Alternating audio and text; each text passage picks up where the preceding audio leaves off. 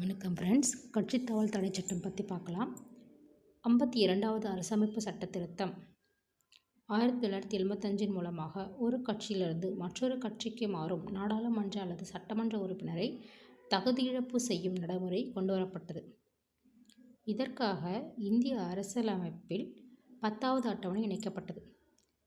இச்சட்டமே கட்சித் தாவல் தடை சட்டம் என அழைக்கப்படுகிறது. பின்னர் 91வது அரசமைப்பு சட்ட திருத்தம் 2003 மூலமாக ஒரு சிறு திருத்தம் செய்யப்பட்டது. அதாவது கட்சி பிளவுறும் சூழலில் கட்சித்தாவலின் அடிப்படைகள் பொருந்தாது என்பதாகும். சட்டத்தின் அம்சங்கள். தகுதி இழப்பு. எக்கட்சியினை சார்ந்தவராக இருப்பினும் அவையின் ஒரு உறுப்பினர் தனது விருப்பத்தின் அடிப்படையில் உறுப்பினர் பதவியை விட்டு விலகுதல் அல்லது தான் சார்ந்த கட்சியின் வழிகாட்டுதலுக்கு எதிராக வாக்களித்தல் அல்லது வாக்களிப்பிலிருந்து கட்சியின் முன்னணிவிலிருந்து விலகியிருத்தல் ஆகியவற்றை தகுதியிழப்பு செய்யலாம். ஓர் சுயேட்சை வேட்பாளர் தான் தேர்ந்தெடுக்கப்பட்ட பின்னர் மற்றொரு அரசியல் கட்சியில் சேர்ந்தால் அவையிலிருந்து அவர் தகுதியிழப்பு செய்யப்படுவார். ஓர் நியமன உறுப்பினர் தான் பதவியேற்ற நாளிலிருந்து 6 மாத காலத்திற்குள் ஏதேனும் அரசியல் கட்சியில் சேர்ந்தால் அவையின் உறுப்பினர் பதவியிலிருந்து நீக்கப்படுவார். விதிவிலக்குகள்.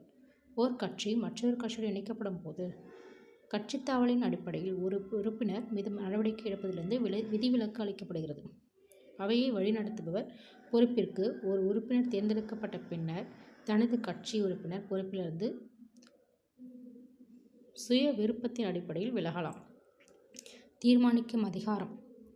இந்த கட்சித்தாவல் தடை சட்டத்தை நடைமுறைப்படுத்துறது, அதை பதவி இழப்பு, தகுதி நீக்கம் இது செய்யறதுலாம் யாருன்னா சபாநாயகர், அதாவது சபையை நடத்துபவர் தான்.